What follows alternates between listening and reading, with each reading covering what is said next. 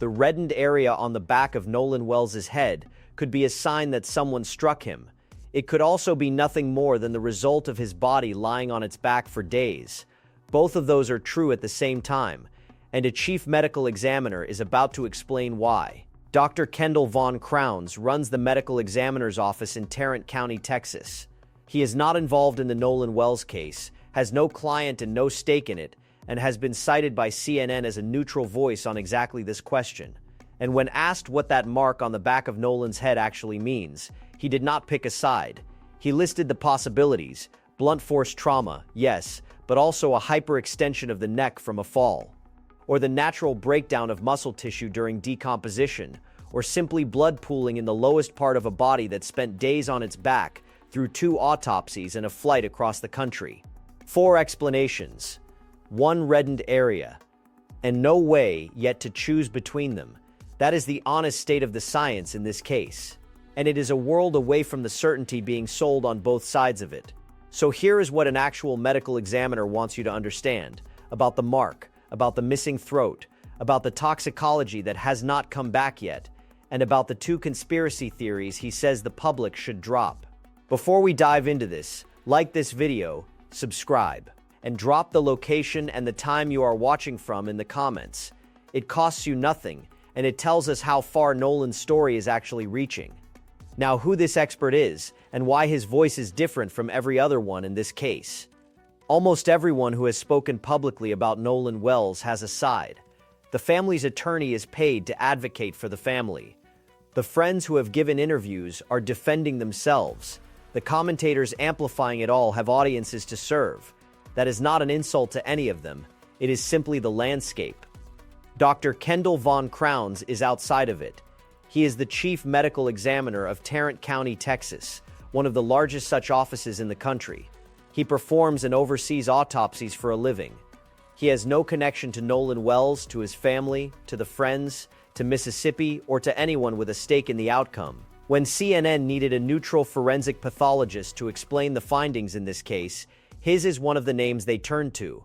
Quoted using almost exactly the same framing you are about to hear at length. His interview here was given to Brandon Tatum, a conservative commentator, and that platform gets the same disclosure every platform in this case gets. It is not a neutral newsroom, and Tatum has been openly sympathetic to Nolan's friends. But here is the distinction that matters. When an advocate makes a claim, the platform's slant can shape it. When a working medical examiner explains why decomposition produces alcohol in a corpse, the science does not change based on whose show he is on. The value here is not the venue, it is the expertise, and it is checkable against what the same expert told CNN. There is a difference between a case that smells wrong and a case that is simply not finished yet, and in his professional view. This is the second kind. He put a frame around the whole thing that is worth carrying through everything that follows. No autopsy, he said, is performed in a vacuum. A body does not explain itself. It sits inside an investigation. The timeline, the witnesses, the scene, the toxicology, the microscopic tissue analysis, and until those pieces are in. A responsible pathologist does not force a conclusion the evidence cannot yet support. That is why, in his view, everyone is waiting. Not because something is being hidden, because the work is genuinely not done. One quick thing before we go further. Most dangerous people do not look dangerous. They look like good husbands, trusted coworkers, devoted fathers, loyal friends. The faces nobody thinks twice about. By the time anyone realizes something is wrong, they are looking backward at warning signs that suddenly seem obvious. Awareness almost always comes too late. That is exactly why I wrote my book, How to Spot Dangerous People Before They Hurt You. Not to teach fear, but to teach recognition. Inside it, you will learn how criminals actually think, the warning signs they give long before they act, and the behaviors that could save your life or the life of someone you love. And right now it is absolutely free. The link is in the description. Read it before you ever need it, not after. Now back to the mark on the back of Nolan's head. To understand what the mark is, you first have to understand what kind of death this is, because it changes everything about how the evidence gets read. Crowns explained that a drowning is what pathologists call a diagnosis of exclusion. That phrase does a lot of work, so hold on to it. It means there is no single test that lights up and says drowning. Instead, everything else has to be ruled out first. You establish that the person was not killed some other way, that the findings are consistent with going into the water alive, and that the circumstances fit, and only then, with the other explanations eliminated, do you arrive at drowning. Now apply that to what actually exists here. In Crowns' framing, all anyone truly has at this moment is a young man found dead in the water, with no explanation of how he got there or why. Everything else, the mark, the missing throat, the coming toxicology, is part of the long process of excluding the alternatives. None of it, on its own, is a conclusion. All of it is a question still being worked. And there is a consequence to drowning being a diagnosis of exclusion that almost nobody has spelled out, but that governs this entire case. If the body itself rarely carries a definitive sign of drowning, then the circumstances surrounding the death stop being background and become part of the medical determination itself. How a person entered the water is not a detective's question separate from the autopsy. It is an input the autopsy actually needs. This is why Mitchell wrote in his own report that when a body is found in water with suspicion of drowning, it is important to confirm how that person entered the water, and why he stressed that this matters, especially for someone who could swim. Nolan Wells could swim. So the ordinary explanation, a strong swimmer simply drowning by accident, is exactly the kind of thing a pathologist cannot assume, and has to have the circumstances to support. The medical evidence and the investigative evidence are not two separate tracks in a case like this. They are the same track, and neither half can finish the job alone. That is the lens. Now the mark. Crowns was careful about language in a way that tells you something. He pointed out that Dr. Roger Mitchell, who performed the family's independent autopsy, did not call the finding a hemorrhage. He called it a reddened area in the deep soft tissue of the occipital region, the back of the head. And the specific word choice matters, because a hemorrhage is bleeding, which implies an injury, while a reddened area is just a description of a color. Mitchell described a color. He did not name a cause. So Crowns laid out what could produce that color, and there are 4 distinct possibilities, none of which has been ruled in or out. The first is the one everyone jumps to: blunt force trauma. A blow, or an impact, causing bleeding in the deep tissue. It is genuinely possible, and Crowns did not dismiss it. The second is a hyperextension of the neck. If Nolan fell, out of the boat or on the island, and his neck snapped backward violently, that motion alone can produce deep tissue changes in that region, with no second party involved at all. The third is decomposition, and this is the one people do not want to hear, because it is not dramatic. As a body breaks down, the muscle tissue itself degrades, and that breakdown can give exactly this kind of reddened appearance to the deep tissue. No impact, no fall, just time and biology doing what they do to a body recovered from warm Gulf water 2 days after death. The fourth is post-mortem pooling of blood, and Crowns spent the most time on this one because it is the least understood by the public. After death, blood is no longer being pumped, it settles, by gravity, into the lowest parts of the body. Nolan was found in the water. Then he was placed on his back for the first autopsy. Then his body was transported from Mississippi to Washington, D.C., and re-examined, again on his back.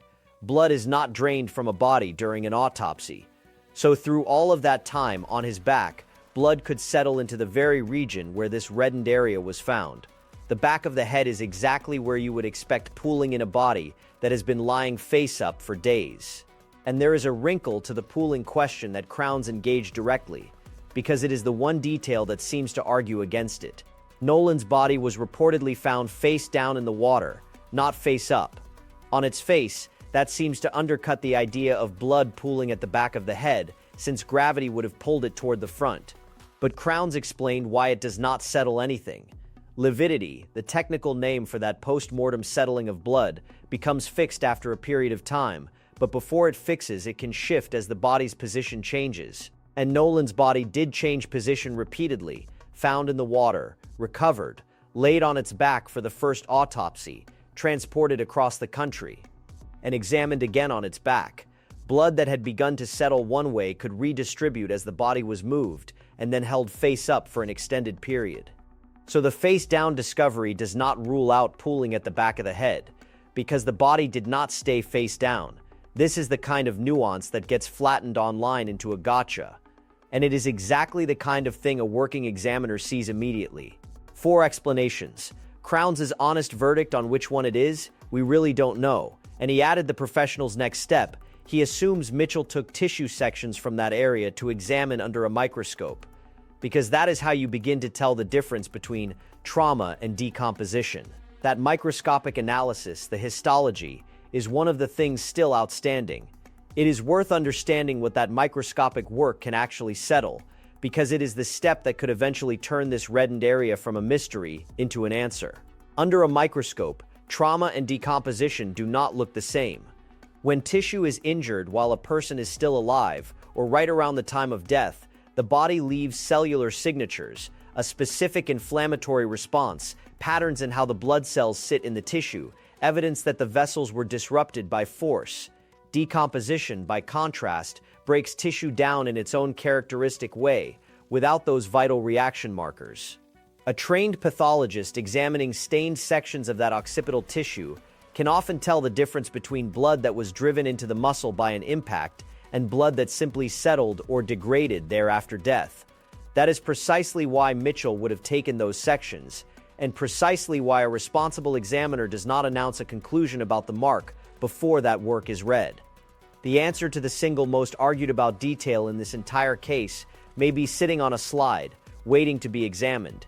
Then came the single most important point in the entire interview, and it is the one your title is built on, because it corrects the thing the internet has gotten most wrong. Crowns was asked, directly, to name the biggest myth circulating about this autopsy. His answer, that the reddened area is being interpreted as definitive blunt force trauma, and his correction was flat. No one has said that. No one has examined that tissue and concluded it is hemorrhage from a blow. No forensic authority has looked at it and declared it an injury. All that exists is a reddened area that could be a number of things. Sit with the gap between that and the headlines. An unexplained color in the deep tissue, which a neutral expert says could easily be decomposition or simple blood pooling, has been converted online into proof that Nolan Wells was struck on the back of the head. The pathologist who found it would not say that. The independent experts will not say that. The only people saying it are the ones with no medical training and a story to tell. There is one more piece of the head finding that cuts against the trauma theory, and Crowns raised it himself. He was asked whether injuries to the skin surface would still be visible on a decomposed body. His answer was yes. Clearly yes. A bruise, a laceration, which is a cut or tear, or an abrasion, which is a scrape, would all still be detectable even with decomposition, unless the body had decomposed all the way to skeletal remains or scavengers had removed the tissue. Neither happened here. So if Nolan had been struck hard enough on the back of the head to cause deep tissue bleeding, you would expect some corresponding mark on the skin, and both Mitchell and the original Mississippi Examiner would have documented it. Crowns read of the report, there is no such external injury noted. Not a bruise, not a cut, not a scrape recorded on the surface of the back of the head.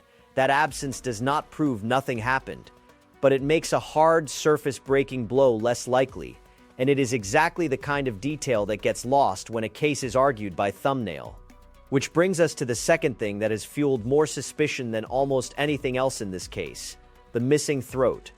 When Nolan's body reached Dr. Mitchell in Washington, part of the neck was not with it. Specifically, the internal structures of the throat had been retained in Mississippi. To a public primed to expect a cover-up, that sounded like evidence being hidden.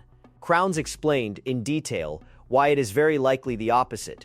First, what those structures actually are.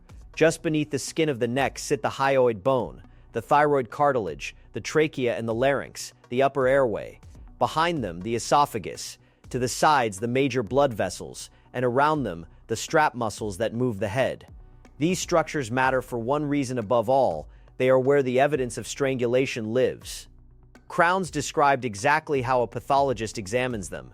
You perform a layered neck dissection, cutting back the skin and peeling up each muscle layer, looking for hemorrhages that would signal strangulation or blunt force to the neck. Then you examine the hyoid bone and the thyroid cartilage for fractures, because those can break under the pressure of a hand or a ligature. And here he added a detail specific to Nolan's age that undercuts one theory directly. In a young person, those structures are not yet ossified, not yet turned to hard bone. They are, in Crowns' word, rubbery. They flex. They do not tend to fracture under strangulation the way an older person's would. He noted you generally do not start seeing those fractures until around age 50. So in an 18-year-old, the absence of a fracture would not even rule strangulation in or out. The cartilage simply bends rather than breaking. Now, why keep the structures at all? Because of what Crowns called due diligence. When a pathologist has any concern about the neck, any possibility of a microfracture, any question of foul play, the correct procedure is to preserve those structures in formaldehyde. Fresh tissue at the time of autopsy is floppy and soft and hard to section cleanly. Fixed in formaldehyde, it stiffens, and you can take far better microscopic sections to examine for trauma. Some offices go further still and bring in an anthropologist to study the bony structures for microfractures. So Crowns' read is the exact opposite of a cover-up. Retaining the neck structures, he said, is not done on every autopsy, but it is done precisely in cases where there is some suspicion or possibility of foul play, and the examiner wants to look more closely. In other words, the Mississippi examiner keeping Nolan's throat is a sign that they took the possibility of foul play seriously enough to preserve the evidence for deeper testing, not a sign they were burying it. He named this directly as the second great myth of the case, the idea that keeping the neck tissue means someone is obviously covering something up. His response was blunt. He does not believe the state medical examiner was doing anything nefarious. As someone who performs autopsies himself, he knows practitioners keep certain structures for legitimate reasons all the time, and it has nothing to do with concealment. Now, the honest cost of that decision, which Crowns also acknowledged. Keeping the structures in Mississippi meant they were not available to Mitchell during the independent autopsy. That is a genuine limitation. It is part of why Mitchell wrote that he could not rule out injury to the neck, not because he saw one, but because he did not have the parts required to check. Both things are true. The retention was probably proper. And it also left the second examination incomplete. And Crowns pointed to the fix, which is the same one this channel has covered before. Second autopsies are supposed to be collaborative. Normally, the two pathologists talk, compare findings, and share information so that both arrive at a proper conclusion. That collaboration, the state sharing its photographs, its observations, and eventually those retained neck structures with Mitchell, is exactly what the family's attorney has been requesting, and exactly what has not fully happened yet. It is worth being clear about how much the state's still unreleased examination could actually settle, because it is easy to forget that the more powerful autopsy in this case is the one the public has not seen. The state examined Nolan first, closest in time to his death when the body was least decomposed and the evidence most readable. The state had the intact organs before they were dissected. The state could directly observe the airway and the lungs for water, the single most important finding in any suspected drowning, and the exact thing Mitchell said he could not assess, because the organs had already been dissected by the time they reached him. The state examined the brain before it was removed, which bears directly on the question of any bleeding inside the skull connected to that occipital mark, and the state holds the neck structures. In other words, nearly every question Mitchell had to leave open, the state's examination was physically positioned to answer. That is why so much weight now rests on a report that is still, as far as the public knows, waiting on toxicology, and why patience, in this specific case, is not passivity. It is waiting for the one document most capable of ending the speculation. One pause here, for the person underneath all this anatomy. It is easy, in a conversation about hyoid bones and tissue sections, to forget that the subject is an 18-year-old who was somebody's whole world. He played wide receiver. He was days from reporting back for his season. So write his name in the comments plainly with respect. Nolan Wells. Let this stay about a person. Now the science that is about to matter most, because the next thing to arrive in this case is toxicology, and almost everyone is going to read it wrong. Crowns spent a substantial part of the interview on toxicology, and it is the most useful thing in it because those results are still coming, and the public is not ready for what they will and will not mean. Start with timing. Crowns said toxicology standardly takes about 6 to 8 weeks. It can come back faster if nothing is found, but when something is present and has to be measured, 6 to 8 weeks is normal, which means the delay everyone has been reading as suspicious is, by a working examiner's account, completely routine. The state performed Nolan's autopsy on the 7th of July. The math on Crowns' own timeline puts those results arriving weeks out, not days. Then he explained the trap waiting inside those results, and it is genuinely important. A decomposing body manufactures its own alcohol. That is not a theory. As bacteria break a body down, they produce alcohol as a byproduct, which means a person who consumed nothing at all can still return a positive blood alcohol reading purely from decomposition. And a person who had been drinking can show a reading substantially higher than what was actually in their system when they died. Crowns put numbers on it. When you are alive and you have a drink, your body metabolizes alcohol at a steady rate, roughly 0.01% every hour. But when you die, that metabolism stops. Whatever level you had is frozen. Decomposition then pushes the number up from there. The forensic literature, he said, commonly sees decomposition drive a reading up to around 0.1, and cases have been documented as high as 0.19, a number that, in a living person, would suggest serious intoxication, produced entirely by a body breaking down. So here is the warning, stated plainly, before the results ever land. When Nolan Wells' toxicology comes back, if it shows alcohol, no honest person will be able to point at that number and say that is how drunk he was. Crowns was explicit. You cannot tell the difference between the alcohol a person drank and the alcohol decomposition produced. There is no formula to separate them. He said it directly. You can't tell the difference. And there is no equation to predict it. There is one way to get partial traction on the question, and Crowns explained it because it shows how careful real forensic work actually is. The liver tells part of the story. Heavy drinking damages the liver over time, and it compensates by accumulating fat, which turns the normally brownish red organ a bright greasy yellow. So when an examiner sees that fatty yellow liver alongside an elevated alcohol reading, they can reasonably say some genuine component of that alcohol came from drinking, not just decomposition. It is not a precise number. It is a correlation between the physical condition of the organs and the toxicology. And from that, Crowns said, you form your best opinion. Because that is ultimately what a cause of death determination is. A professional opinion built from converging evidence, not a single readout. The same decomposition caution extends to other substances, and Crowns walked through it because rumor has run in every direction on this case. Drugs can still be detected in a decomposed body. Cocaine, for instance, remains findable. He noted that even the fluid in decomposition blisters can carry it. Methamphetamine, ecstasy, fentanyl, and others can all still be identified even as decomposition alters their measured levels. So the honest position is layered. Decomposition can shift how much of something appears to be present, but it does not simply erase these substances.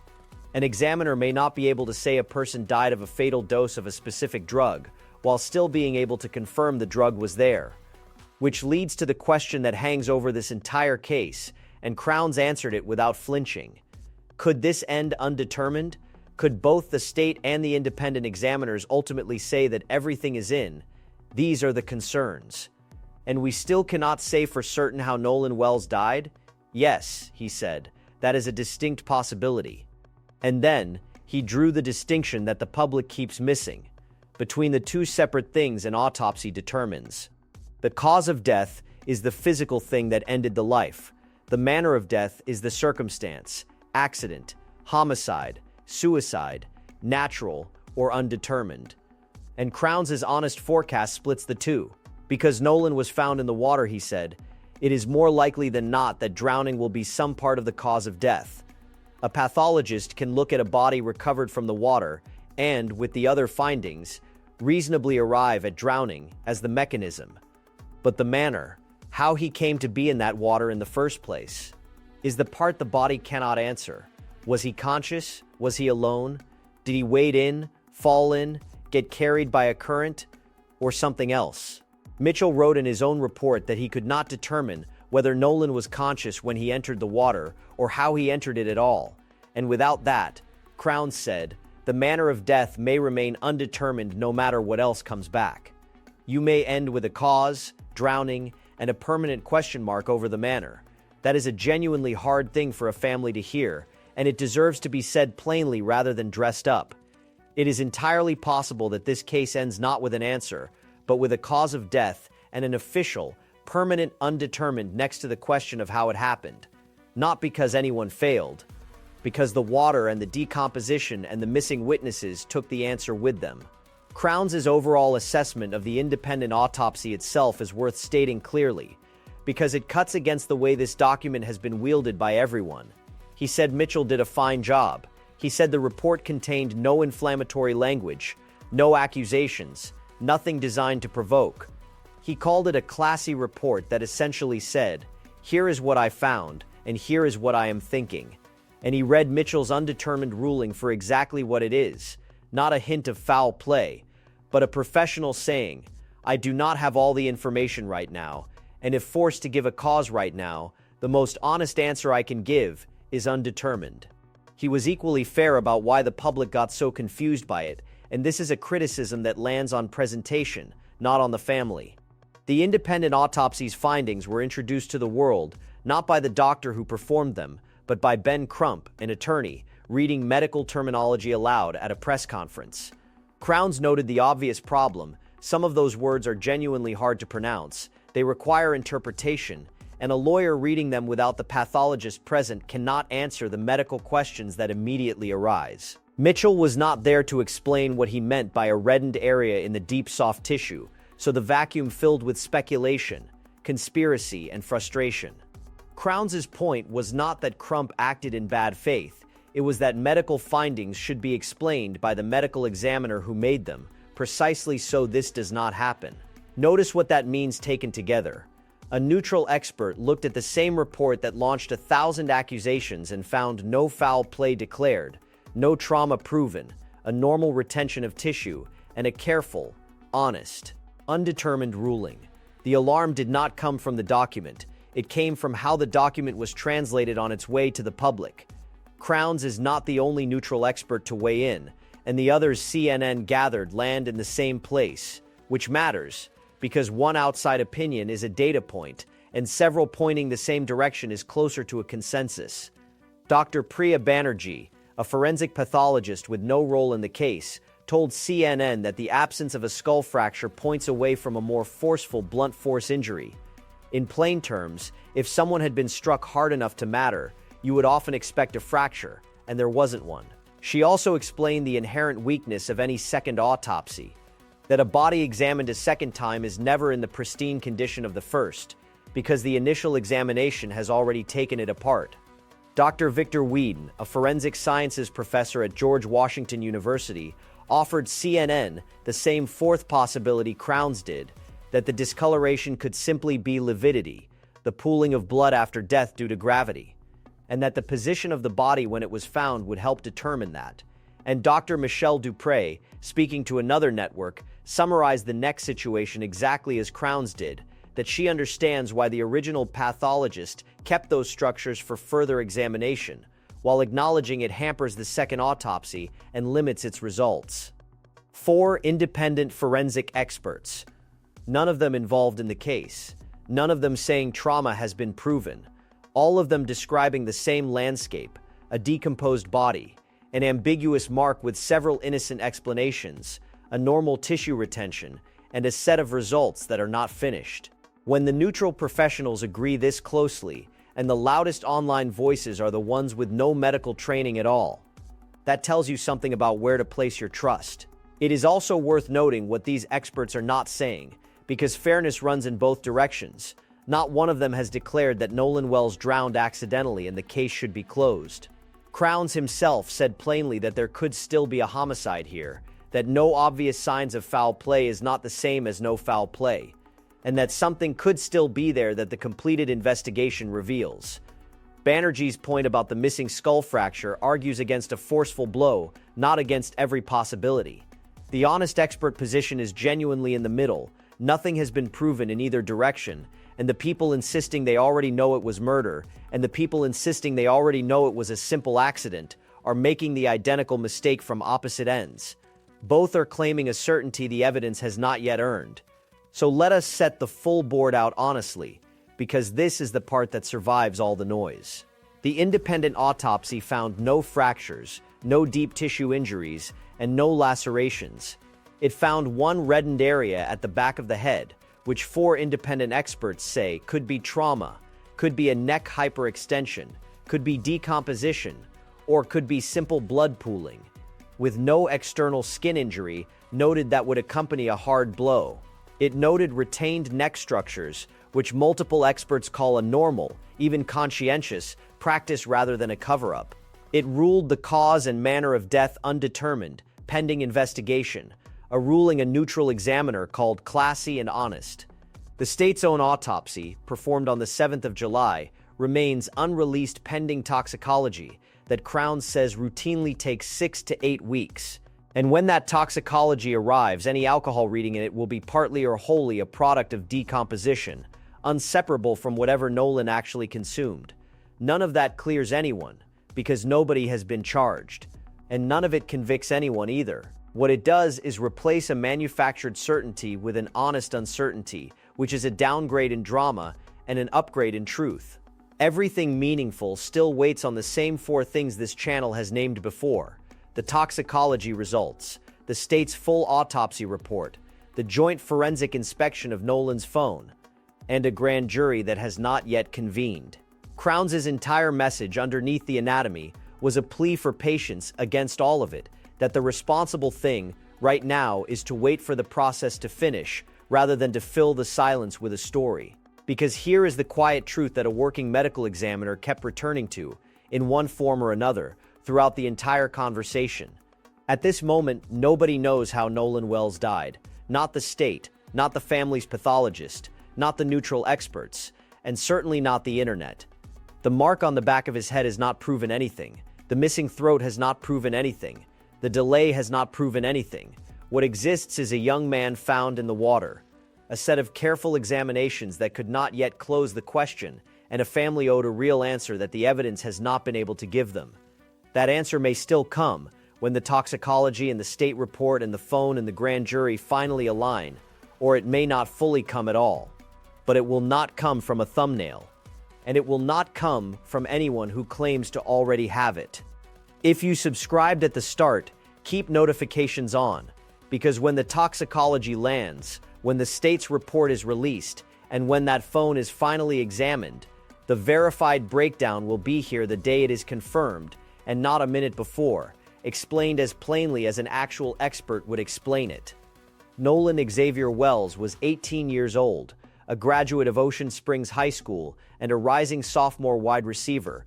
Days from reporting back for his season, he would have turned 19 next month. Somewhere underneath the reddened areas and the retained structures in the toxicology timelines is simply a young man who went to the beach on a holiday and did not come home, and 2 parents who still cannot be told why. The science, honestly done, does not hand them a villain. It hands them the hardest thing of all, a question that is still open, and the patience to wait for it to close. Nolan Wells. Say his name and stay with this until the answer is real.